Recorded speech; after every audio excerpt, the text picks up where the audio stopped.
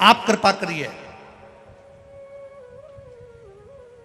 बार बार पृथ्वी दुखी होती है, बार बार ये भूमि, ये वसुंधरा बार बार दुखी होती है, बार बार ये वसुंधरा रोती है, बार बार ये पृथ्वी रोती है, बार बार ये भूमि नैनों से नीर बहाती है। जब पाप बढ़ता है, अनाचार बढ़ता है, दुराचार बढ़ता है, ये पृथ्वी रोती है। आंखों से आंसू बहता है।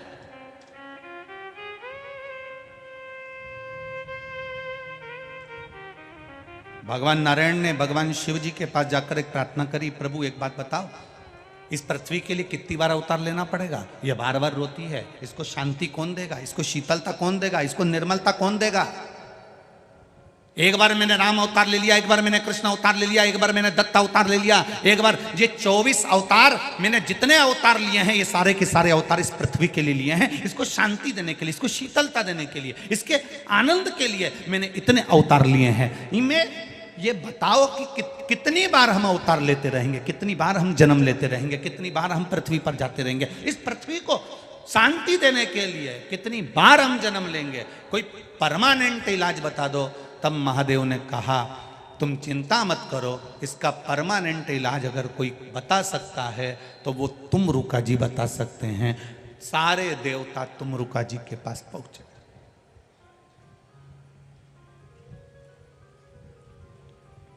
ब्रह्म वैवर्त पुराण का ये चरित्र बड़ा सुंदर है।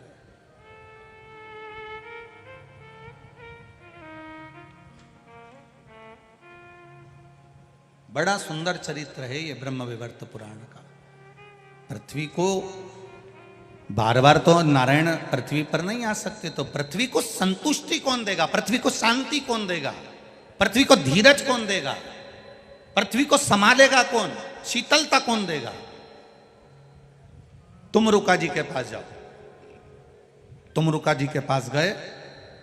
तुमरुका जी भगवान शिव की भक्ति में लगे थे। शिव जी के शिवलिंग पर जल चढ़ा रहे थे। भगवान नारायण, ब्रह्मा, इंद्र, वायुदेव, जलदेव, गरुण देव, वरुण देव सब वहीं खड़े थे, सब देख रहे थे। तुमरुका जी शिव जी की आराधना कर रहे हैं, जल चढ़ा रहे हैं। बड़े धीरे धीरे धीरे धीरे आराम से शिव जी को जल चढ़ा रहे हैं। जितने विद्वान ब्राह्मण होंगे इस पृथ्वी के, जितने भू देवता हैं इस पृथ्वी के, जितने चतुर विद्वान ब्राह्मण जिन्होंने वेद पुराण शास्त्र का अध्ययन किया है, वो हमेशा एक बात जरूर कहते हैं कि शंकर जी का जब अभिषेक करो तो धीरे धीरे जल को चढ़ाओ, आराम से जल को समर्पित करो। ये जल का जो लोटा होता है, पात्र होता है, थोड़ा सा शिवलिंग से कम थोड़ी सी दूरी बनाकर रखो। शंकर भगवान को अगर आप मल रहे हो तो ये तांबे का लोटा, पीतल का, चांदी का लोटा तुम्हारा शंकर को टच नहीं होना चाहिए। क्यों? अपने बच्चे को नहला रहे हो, अपने पिताजी को नहला रहे हो, अपनी माता जी को नहला रहे हो और माथा भी ठोकते जा रहे हो। हमारे यहाँ ये शास्त्र नहीं कहता। विद्वान ब्राह्मण कहते हैं, जिन्होंने वेद पुराण शास्त्रों का अध्ययन किया है, ऐसे भू देवता इस भूमंडल के कहते हैं भगवान का अभिषेक करते समय जल की धार धीरे धीरे चलना चाहिए। जल की धार भू देवताओं ने, ब्राह्मणों ने तो कह दी कि धीमे धीमे चलना चाहिए। अब कोई इनसे भिड़ जाए और कह दे साहब कि तुम लिखा हुआ बताओ कि जल की धार महादेव को धीमे धीमे चढ़ना चाहिए, उसका प्रमाण क्या है? तो ब्रह्म वैवर्त पुराण में कहा, तुमरुका जी धीरे धीरे जल चढ़ा रहे थे, आराम से जल समर्पित कर रहे थे। ब्रह्मा, विष्णु आदि कादिक सब ने जब तुमरुका जी उठे, उठते से उनसे पूछा, तुम ये क्या कर रहे हो? जल तो जल्दी भी चढ़ा सकते हो, फिर तुमने धीरे धीरे क्यों चढ़ाया? तो कहा, मेरे जल को धीरे चढ़ाने का एक कारण है। ये जल शिव जी का चढ़ा हुआ जब पृथ्वी पर जाता है तो पृथ्वी इसको ग्रहण करते हुए अपने आनंद सुख को पाती है और शीतलता प्राप्त करती है, जिससे जनमानस का कल्याण करती है।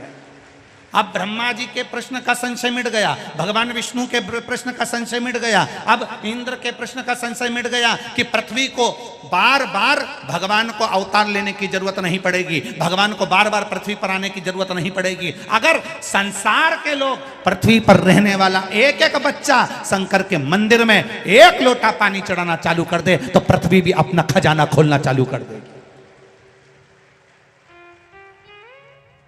राजा भर्तरी के समय पर, राजा विक्रमादित्य के समय